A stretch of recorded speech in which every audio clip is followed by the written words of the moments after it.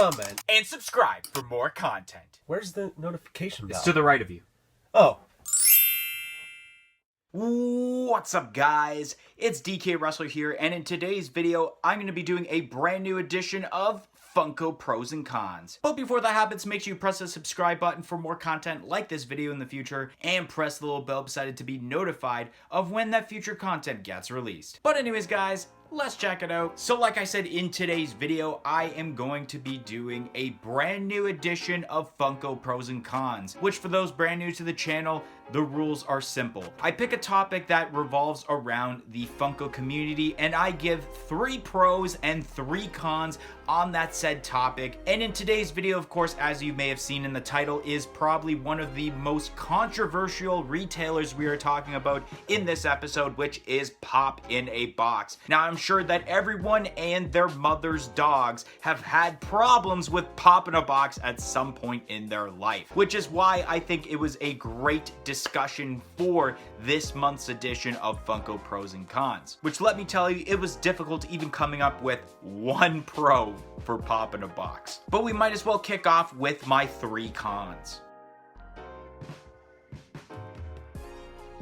The first con I have listed for Pop in a Box is simply waiting for stock to come in. Pop in a Box is based in Europe, and usually Europe is known for being one of the last places on the planet to actually receive stock from Funko, especially with Funko Europe announcing that they are receiving for the first time ever this year the San Diego Comic-Con 2020 exclusive flocked Mewtwo and Vulpix, and those are 2 years old, and we had gotten those already 2 years ago. So it's very difficult if you order from Pop in a Box and you're from either Canada, US, or essentially anywhere outside of Europe. It kind of sucks because you have to play the waiting game and wait for essentially Pop in a Box to receive their stock, even though you might have already seen said item you have ordered from Pop in a Box go to, let's say, Walmart and Target, and they would have already had them months before you end up getting it from Pop in a Box. The next con I have here, which could also be a pro depending on who you are, is the mystery boxes from Pop in a Box. Now, Pop in a Box is normally notorious for having mystery boxes as terms to certain themes, or the kind of pick and choose mystery boxes where essentially you look at a list of Pops, whether they are from the past or they're ones that are coming out, and you check off the ones that you want to have in your collection, and then they end up adding it to the list of Pops that they would send you. But if you X them off, then Pop in a Box would know that they would never give you that said Pop. But the major con involved with this, and it tricks a lot of people, and it tricked me when I had ordered Pop in a Box mystery boxes in the past, is that if you leave an item blank, they count it as a check mark, which is such a con because of the fact that you would get these items and all of a sudden you're like, I never chose this. But because you left it blank, they assume that it counts as a check, which is a really bad con because you're wasting money on items that you never really even wanted. So you had to take the time to actually look through so many items, and Funko has obviously made so many products,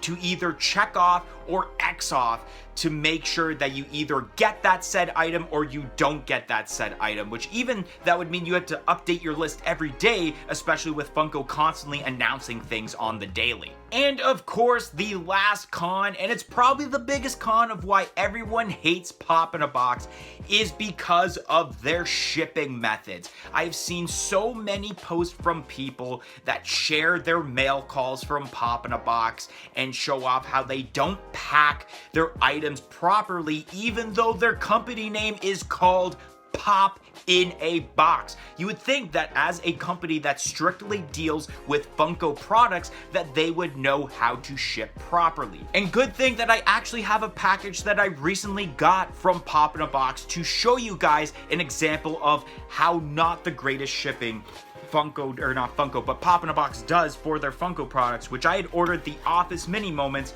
and all they gave for shipping is this bag on top of here and nothing wrapped around like bubble wrap. But I was very fortunate to have these items not damaged, and I was also very fortunate that for one of these Mini Moments, It ended up being the Chase. So I still don't understand after so many years why Pop in a Box does not ship their pops with like bubble wrap or at least some sort of protection. At least with Amazon, a lot of times they ship them out in sorters, which usually work wonders. Now we are moving on to the 3 pros involved with here, which it was very difficult to come with pros. And the very first pro can be a little bit controversial. It depends on your experience, and that is good customer service. At least in my time of how I have dealt with Pop in a Box, the customer service has been generally pretty decent, especially when you email them.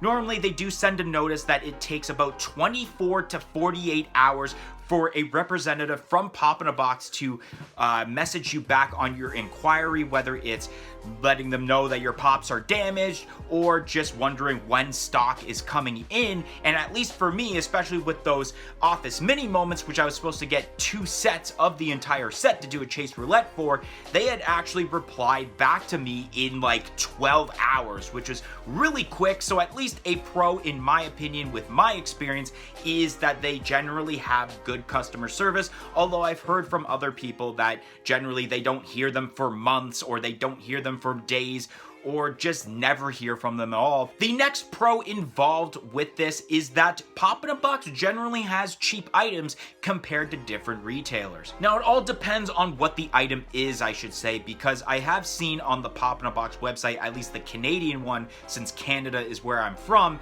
is that Pop in a Box usually has the regular prices for pops. Like it is, I think, $14.95 for the regular 4-inch pops and like $40 for like pop rides and stuff like that.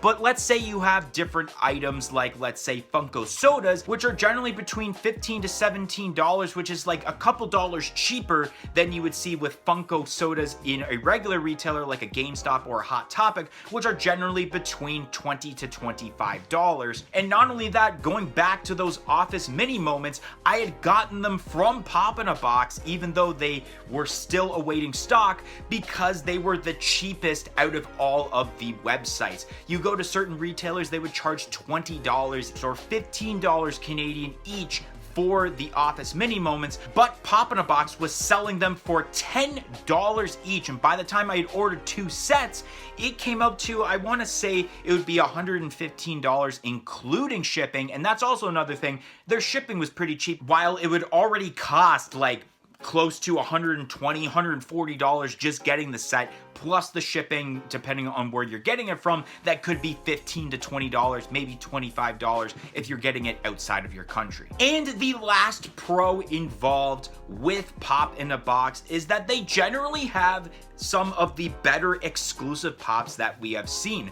Pop in a Box in the last couple of years have had some really cool exclusives. One of the more recent ones that they had actually released was the unmasked Bruce Wayne from the Batman movie. I think that was really cool. They had an Up 2-pack exclusive that was pretty sweet, an Avengers Endgame 2-pack with Morgan Stark and Tony Stark with the holographic pop there, along with some other exclusives that are generally liked by the Funko fanatics, but people generally get mad that they are exclusive there because of how Pop in a Box deals with their shipping, which normally people would just wait until they get it from the secondary market, where they can see for themselves whether the pop is pretty much minty fresh or just completely damaged for the box. But normally a lot of Pop in a Box exclusives nowadays are generally a lot of Funko fanatics' favorite Funko Pops to collect. But anyways, guys, that is going to be the end of today's edition of Funko Pros and Cons. If you enjoyed this edition of Funko Pros and Cons, make sure you smash that like button, comment in the comment section below, and let me know your own pros and cons as terms to Pop in a Box, even if it's something I didn't mention. And not only that, what would you guys like to see for a future topic on a future edition of Funko Pros and Cons? I would love to hear your guys' ideas. And like I said earlier, press the subscribe button for more content like this video in the future, and press the little bell beside it to be notified of when that future content gets released. But anyways, guys, thank you for watching today's video, and hope to see you guys next time. 1, 2, 3, I'm out of here. Follow us on all of our social media platforms on Facebook, Twitter, and Instagram at A Funko Popcast. If you want to check out some of our other content that's featured on our channel, you can click either the playlist that's on your screen right now featuring previous episodes of our weekly podcast, A Funko Popcast, or we have suggested a video for you guys in relation to today's video.